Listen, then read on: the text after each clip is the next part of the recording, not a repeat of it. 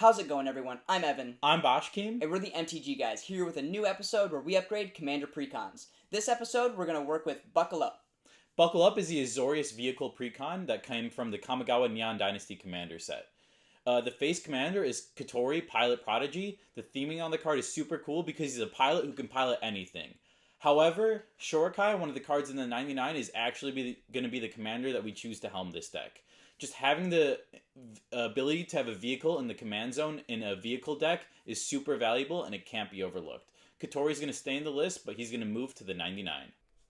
The main goal of this deck is to use Shorikai as an engine in the early game and as a beefy creature in the late game. He'll let us filter through a good portion of our deck to find interaction and powerful vehicles while at the same time making pilots to help us crew later on. Once we have collected more Teslas than Elon Musk, you're ready to start swinging in for some ridiculous damage and take over the game.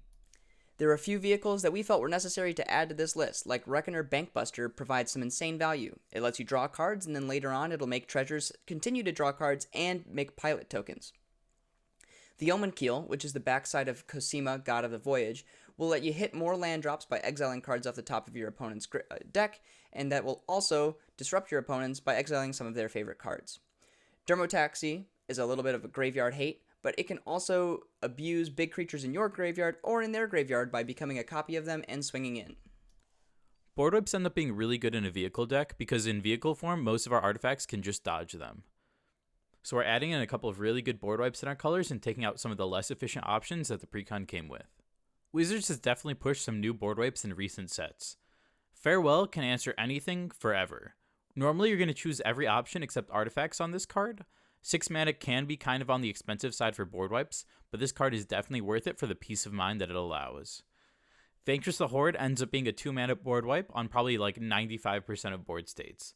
It'll allow us to wipe the board and be the first to start rebuilding on our turn. And then Perplexing Test is an instant speed board wipe that we can deploy on the end step of the player before us. It also has the added benefit of all of our pilots sticking around when we choose to bounce all non-token creatures. We felt that the list needed a little bit more interaction. Resculpt gives us the option of exiling an artifact or a creature. As for counter magic, Counterspell, Disruption Protocol, and Arcane Denial are all efficient counterspells that slot in pretty well on a budget. Aura of Silence is a stacks piece that turns into removal. This is going to allow us to increase the cost of artifact and enchantments our opponents control, and then remove something later.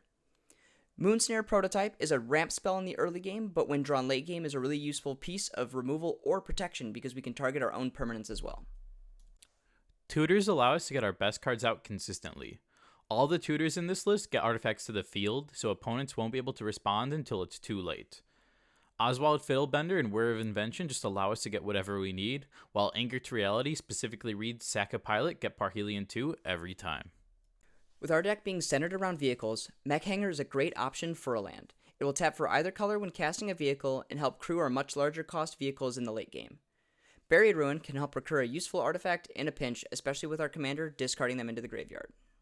I know our commander has card advantage stapled onto it, but card advantage is never a bad thing to have more of. Sun Titan allows us to get back cards that we've discarded with our commander when it enters and every time it attacks. Padim Consul of Invocation is protection for all of our artifacts, and it also draws us a card each turn because chances are you're going to have the highest CMC artifact on the field. Thought Monitor with enough artifacts in play can be 1 mana draw 2 that comes with a flying body we can use to crew our vehicles. And Containment Construct allows us to play the cards that we discard with our commander. I think this card can eventually be a staple for decks that really want to be discarding cards. The next few cards don't go into any particular category, but they synergize well with our commander and the deck. Master Transmuter will let us return our low-cost artifacts to cheat bigger artifacts into play, but it can also give us recursion on some ETB effects like Thought Monitor.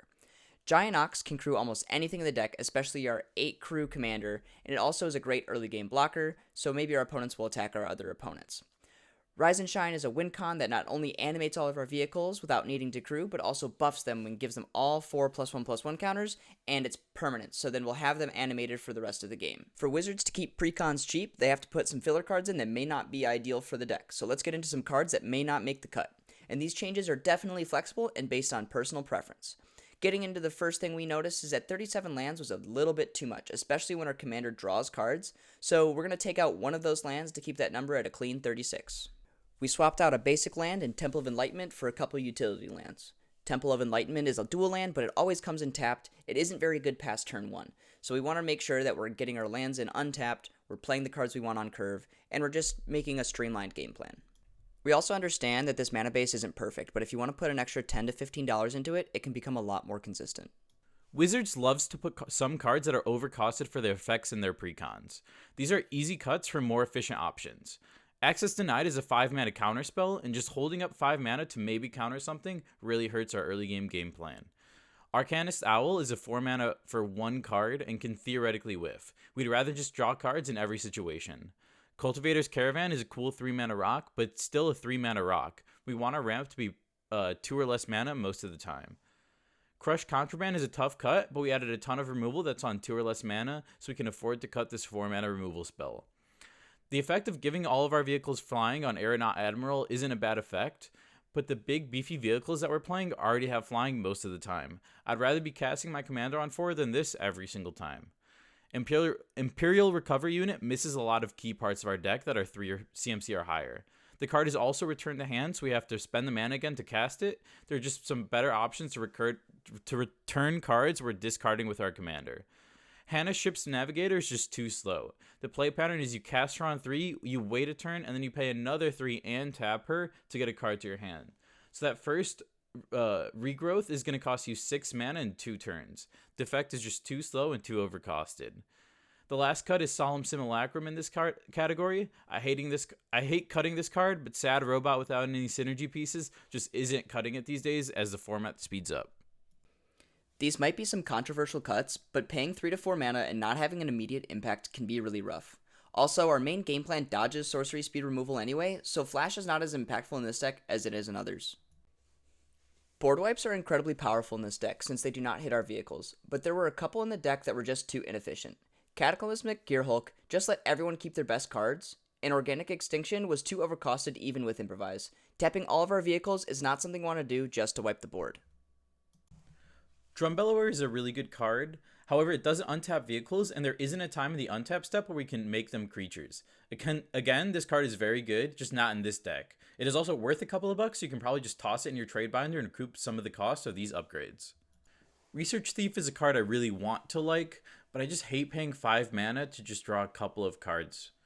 I mean, the fact that it has Flash and Flying are pretty good. I'm not really sure about this one, guys. If you guys want to keep it in your deck, it'll probably perform for you. Planeswalkers are generally pretty bad in Commander. Jace, Architect of Thought, is exceptionally terrible. For 4 mana, you can play it -2, get a bad Factor Fiction, and then it dies on combat before you get to untap with him again. It really is going to do nothing, and we're ripping this card out of the deck. Armed and Armored seem to be a little bit redundant in this deck. We do like to animate all of our vehicles with 1 card, but we're only using half of the card text. Also, we have enough of these effects that do it either permanently or repeatedly to make this card worth the cut. Although Iron Soul Enforcer's effect is good, it doesn't suit our game plan of getting in with several vehicles. It also costs 5 mana, and by the turn we can cast it, we should be following up with our game plan of going wide with our vehicles. This last category of cards doesn't really cleanly fit into any of our other categories. These cards mostly just don't do enough for us to feel good about using a slot on them. Lords aren't really good enough in Commander unless you're stacking multiple of them, so Master of Ethereum needs to go. I also don't really care about the tokens that Mirrorsmith and Release to Memory provide. Riddlesmith might be good if we were playing a ton of low-cost artifacts, but all of our artifacts are like 4 mana. Also, with a commander that drops on 4, we really want to be ramping on turn 2 instead of this, because we want to play Shorikai on turn 3. So the total budget for the deck upgrade was $40, and we came out to a clean $39.77. That leaves you with a total of 23 cents to buy a half a gumball. Let us know in the comments below how you upgraded your Buckle Up deck. Make sure to leave us a like and a subscribe, and definitely check out our other videos. Thank you all for watching.